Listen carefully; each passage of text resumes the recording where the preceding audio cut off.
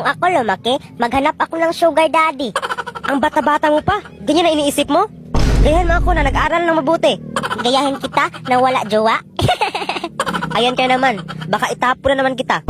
Huwag bakikong, awa ka sa akin, huwag lang tayo kukumilon. Ayoko, may ginagawa pa ako dito. Inom ka muna ng gatas. Ayoko, butog ako, butog. Maricar, saan yung bulak ko? Bulbul mo?